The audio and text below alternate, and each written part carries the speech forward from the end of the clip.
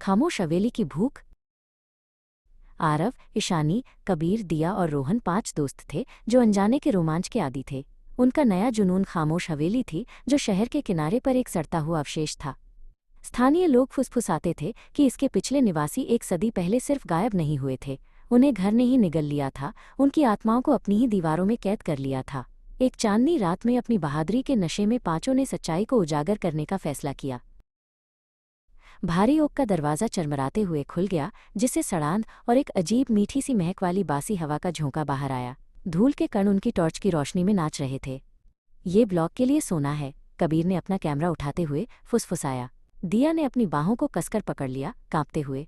ऐसा लगता है जैसे हमें देखा जा रहा है, जैसे दीवारों में आंखें हैं और वॉलपेपर के पैटर्न में चेहरे छिपे हैं। उन्हें ऊपर की मंजिल पर नर्सरी मिली।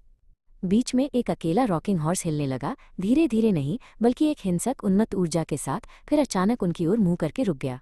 कमरे में एक सर्द खौफ छा गया। ये रोहन था, जिसका चेहरा पीला पड़ गया था, जिसने घोड़े के नीचे एक खरोंच वाले फर्श के तख्ते को देखा। तख्ते के नीचे चमड़े की जिल्द वाली एक डायरी पड़ी थी। ईशानी के हाथ कांप रहे थे जब उसने उसे खोला। ये विक्रम नाम के एक लड़के की थी। उसकी प्रविष्टियां बचकाने चित्रों से शुरू हुईं और पागलपन में उतर गईं। उसने दीवारों में रहने वाले दोस्त के बारे में लिखा, एक दोस्त जो प्लास्टर के माध्यम से रहस्य फुसफुसाता था और खेल की मांग करता था। आखिरी प्रविष्टि एक उन्मत्त घसीट थी। घर भूखा है, उसे अपनी दीवारों के लिए नई आवाज़ें चाहिए। उसने मुझसे वादा किया है कि मैं हमेशा के लिए इसका हिस्सा बन सकता हूँ। उसने मुझसे वादा किया है कि मैं हमेशा देख सकता हूँ। पृष्ठ के नीचे एक खून से सना हाथ का निशान था। घर के ढांचे से एक बहरा कर देने वाला कराहना गूंजा। दालान के हर दरवाजे एक साथ बंद हो गए और उनकी टॉर्च टिमटिमा कर बुझ गई, जिससे वे अंधेरे में डूब गए। एक साथ रहो, आरव चिल्लाया, लेकिन उसकी आवाज़ अचानक दम घुटने वाली खामोशी में खो गई। लाइटें फिर से जल उठीं। उन्होंने रोहन का नाम पुकारा। दालान के अंत से एक चीख आई।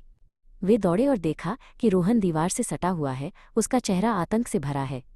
वॉलपेपर की लताएं जीवित हो गईं, प्लास्टर और लकड़ी की टहनियां उसके चारों ओर लिपट गईं और उसे दीवार में खींचने लगीं। उसके चीखने की आवाज़ दब गई और वो पूरी तरह से गायब हो गया। दहशत फैल गई।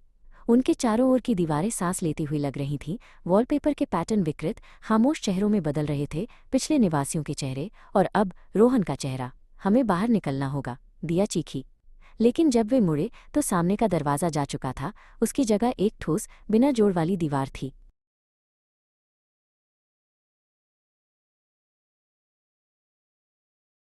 दालान सिकुड़ने लगा, दीवारें कराह रही थीं क्योंकि वे अंदर की ओर दब रही थीं। कबीर अगला शिकार था। फर्श का एक हिस्सा नरम और चिपचिपा हो गया, जिससे उसके पैर फंस गए। लकड़ी के तख्ते टूटकर फिर से बन गए, भूखी लताओं की तरह उसके पैरों पर चढ़ गए और उसे घर के ढांचे में खींच लिया। वो भस्म हो गया और उसका कैमरा गिर गया।